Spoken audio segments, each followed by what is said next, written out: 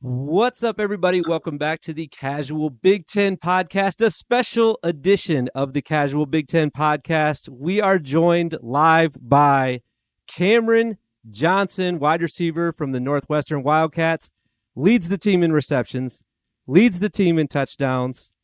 He is second, I believe, in average yards per catch. Cam, how you doing today, man? I'm doing well. I appreciate you having me on. This is super exciting for me. I've tried to get a couple players on. You're the first one that said yes. You're going to go down in podcasting history on this show as the first person. I'll always pay homage to you. Anytime I get a player on going forward, it's going to be because of you. You open the door for all the other players. That's what I like to hear. When I saw your tweet, I was definitely excited.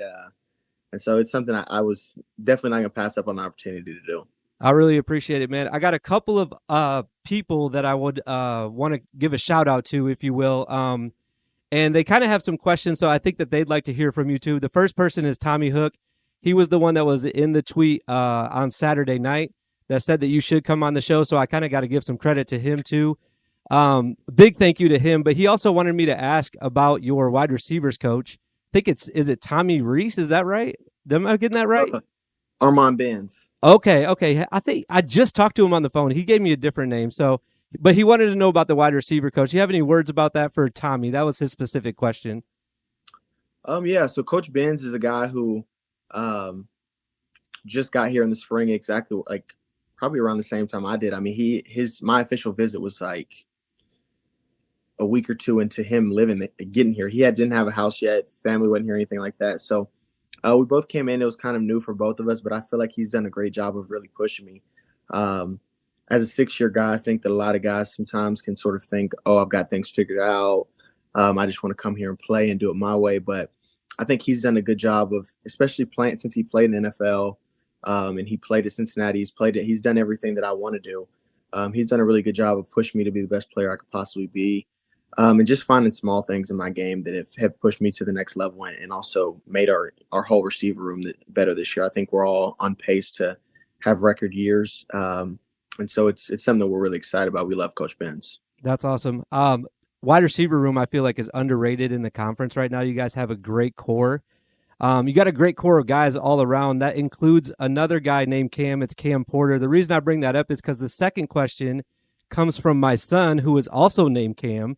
We were watching the Wisconsin game. I think that was the second to last game a couple weeks ago. And he asked me who I was cheering for. And I said, I'm cheering for the purple team because they got two Cams on the team. And he got super excited, wanted to know what numbers you guys were so he could keep an eye on you while we were watching. He's 6 years old. And he wanted to ask you specifically, is your helmet heavy when you're playing football? I'll say there's some helmets that are heavier than others. And that's one thing that we really look at whenever we're trying on different helmets, whenever we pick our helmets for the season. I know that for me personally, I think you get used to it. I mean, you do a lot of lifting in the weight room, a lot of neck workouts. And so over that time, the helmet gets a little bit less heavy. But I remember when I was a kid, the first couple of days, my neck was always sore and my head would get sore just from having the helmet on so long. So, yeah, it's a little bit heavy for sure. I got my high school helmet in my office up here, and he's picked it up a couple of times. So I think, and that's from, early 2000s. He's probably thinking like, man, This thing is, how do you play with this thing on your head? Yeah, it's gotten a little bit lighter since then. I mean, I remember when I was young, they definitely used to be a lot heavier. So for sure. I wanted to ask a little bit about your background. You've been at 3 colleges now, and you went from Vandy, which is where you were in high school, this area, the Nashville area where I'm at right now as well. And then you went out to Arizona State, and then you came to Northwestern this year. I'm kind of curious how that path wound up that way. Why Northwestern after the first 4 years? So I would say, my first year of college, of course, was able to play and get my first career start in game 4. Just so happened that I broke my ankle that year as well. So didn't really get to have the year that I wanted, but it also gave me a redshirt year that I'm using now. And then had a decent year sophomore year, started that year. Junior year, I had my best year to date with catches and yards. In 9 games, I was around like 550 or 600 yards, something like that. And so my senior year, I was really thinking like, okay, I'm going to have a good year this year. I get 12 games this year. Hopefully I can go for 800, 1,000 yards and maybe go to the league. We got a new coaching staff, new offensive coordinator. It was my fourth offensive coordinator in 4 years. I'm on 6-6 now.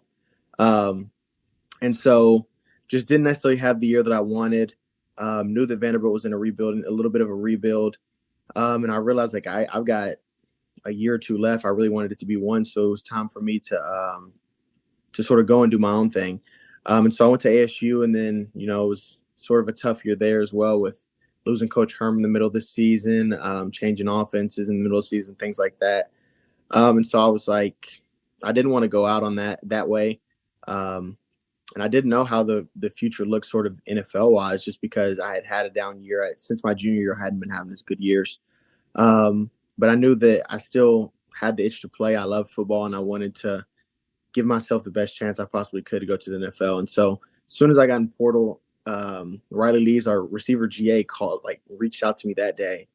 And ever since then, I was just sort of locked into Northwestern. They were really intentional about reaching out to my mom, making sure she felt comfortable, especially with me going through the transfer process before and it not being great. And she's super important to me. So it sort of felt like home the moment I got here on my official. And I would say that it's been a really good decision for me. I mean, I'm having a really good year, and I think I've set myself up to have a chance to go play at the next level. So absolutely. You're having a great year right now. Offense is having a great year all around. I am curious, though, going into the season, you talked about the coaching change that took place like this summer. Not exactly like what was happening inside the locker room, but outside of the team, the expectations for Northwestern, to put it bluntly, were very low. I saw people saying maybe winless, maybe 1 or 2 wins. And so going into this season, and now we're sitting here, you're bowl eligible, you guys have 6 wins. What has it been like now inside the locker room that you've exceeded everybody else's expectations? Were you guys already there this summer, or are you just as surprised as everybody else on the outside? I'll say the first couple of days, I think we were down a little bit. We were definitely sort of didn't know what to do, but I think that where I give credit to Coach Braun is that he just came in and was like, we're going to flush it. We're not going to think about that. We're going to have the best season that we possibly can. And from that moment forward, I think the coaching staff and the players alike were just really rooted into that. We found our purpose. We found that the only way we were going to come together and have a year that we all wanted to have was to sort of forget about the outside expectations, realize that the only thing that really mattered was inside that locker room. And I think that that's why we've been able to get better throughout the season. I mean, every week we come in and we talk about where we can get better. We have a lot of accountability on the team, and we just practice and go to work every day. And so it's, while the outside might not have thought so, I feel like after we had that talk with Coach Braun, that we were all really dialed into the fact that like this is still going to be a good year for us, and we have a chance to go write a great story. And it's not done yet, but I think that it's off to a pretty good start. It's off to a great start. You guys, like I just said, won your 6th game this past weekend against Purdue. You're bowl eligible now. I was looking up some bowl projections, and I kind of wanted to get your thoughts. If you were being selfish, I saw a Pinstripe Bowl. I saw a QuickLane Bowl, which I think would be awesome because I'm from the Detroit, Michigan area. Not Detroit, but I'm from the Michigan area, so that would be great. And then the best one I saw was the Music City Bowl, and I think that would be amazing to come back and play at Nissan. If that's the bowl, first of all, which bowl do you want to go to? And secondly, if that's the one, where are we meeting up after you guys go get that win at Nissan? I would say, I think the one we want the most is probably, we want to go somewhere warm weather, honestly. I mean, especially these guys, they're about to have a super long winter, being out here in Chicago, and it's going to be cold. So Vegas or somewhere like that. I think me personally would like Vegas, only because I think it would be cool to come back to Nashville and sort of have like a full circle moment. My last college game be in Nashville in front of all of my fans and family that are down there. But at the same time, like, you can't be getting to go to Vegas for free. Yeah. And I'd been wanting to go for a while, so it'd be nice to have it paid for. But if it does happen in Music City, I don't know. I haven't been back to Nashville in a while, so we probably have to go get some good food. Okay. Maybe some Slim and Husky, something like that. Down on Broadway. Okay. There's a Justin Timberlake club called 1230 now. Have you been back to that? That's a pretty good spot. They got some good food there too. We can meet up there. Do they? Yes. I've heard it was really good, but I haven't gotten to go there. So maybe that's the spot to go to. Okay. All right. We'll have to book that after you guys get that win. All right, I wanted to Perfect. dig into some more more football stuff specifically. Coach Bajakin, offensive coordinator. I've been loving what he's been doing this year. One of the plays that I really wanted to ask you specifically about because you were on the field for it. It wasn't a touchdown pass for you, but it was the overtime Minnesota play when you were in the slot. You ran like you call it a slant or maybe a deep drag, and when you came across the field, you got like four guys on you. What were you thinking at that time? Did you know that Charlie was going to be wide open, and did you know that was game right when you came across the field? Take me through that play, man.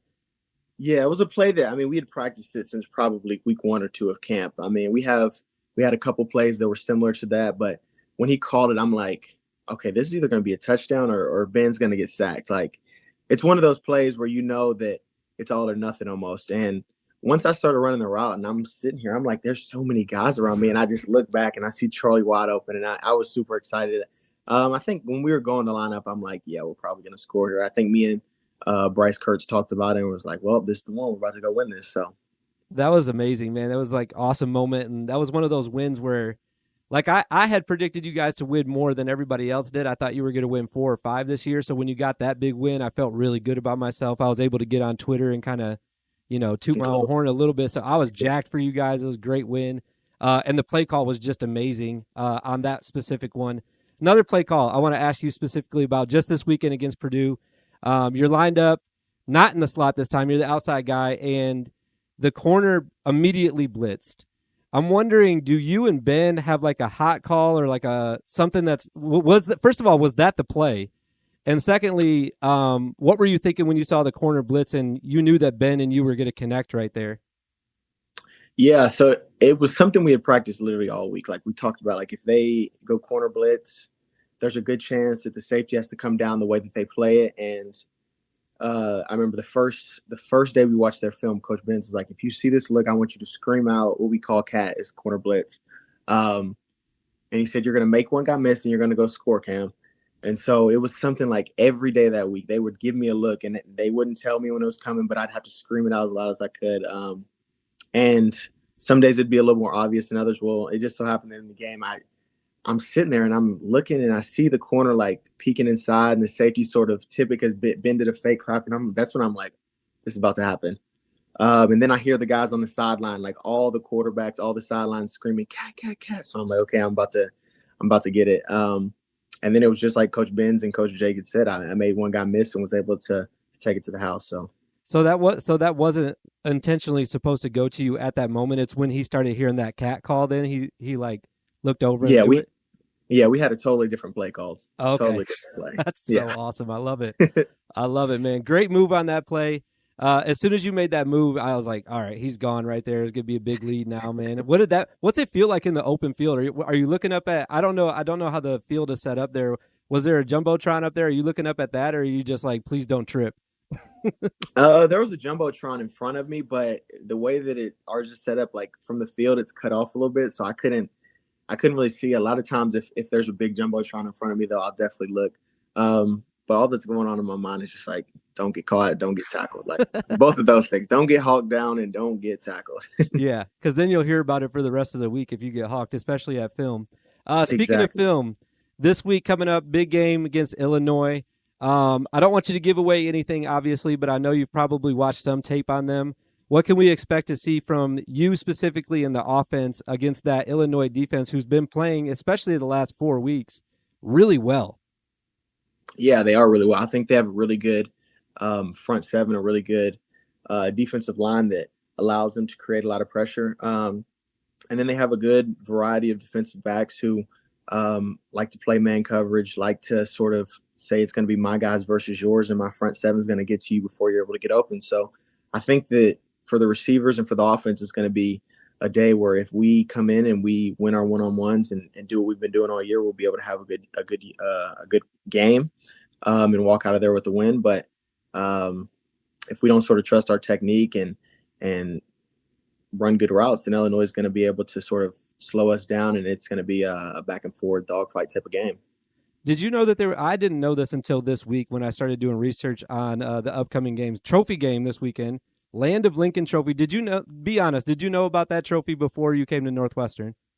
No, I didn't. I was I was doing media the other day, and they were asking me about the game, and I was trying to say like, "Oh yeah, it's time to go get the hat back," but I didn't know what it was called until like yesterday. So no, I didn't. I'll be honest. That's the same day I learned about it because that's when I started doing my research, and I was like, Land of Lincoln trophy, and the trophy is actually sweet though. It It's cool. is. Yeah, I remember Saturday night I asked Bryce, I'm like, what's the name of this rivalry? He was like, Land of Lincoln. I'm like, okay, you learn something new every day, I guess. That's awesome. All right, after the season, we talked about bowl game. Obviously, you guys are going to be doing that towards the end of December. You got this one last regular season game. What's your offseason going to look like? What's the next step for Cam Johnson? I think that over the next couple weeks and leading after the bowl game, I'm gonna have to sort of find an agent, figure out where I'm training, things like that. And then any All-Star games, if I get invited, of course, playing those. And then it'll come down to just preparing for the pro day, which I feel like is one of the biggest days of your life if you have NFL dreams. And so hoping to have a good pro day, and then after that, I guess we'll see where football takes me. Awesome, man. Well, I know you got one big fan in my son. You got a second big fan in myself. Now, anybody that's listening to this, well, I'll be cheering for you the next 2 games. We'll be cheering for you in the offseason. Hopefully everything works out with you and we are able to see you play on Sundays. That'd be fantastic. His name is Cam Johnson. Cam, thank you so much for coming on the show, man. We really appreciate having you. Best of luck this weekend. Best of luck in the bowl game. And we'll talk to you soon, man. Thank you. I really appreciate you having me on. I enjoyed it. So thank you. All right, man. You have a good one. You too.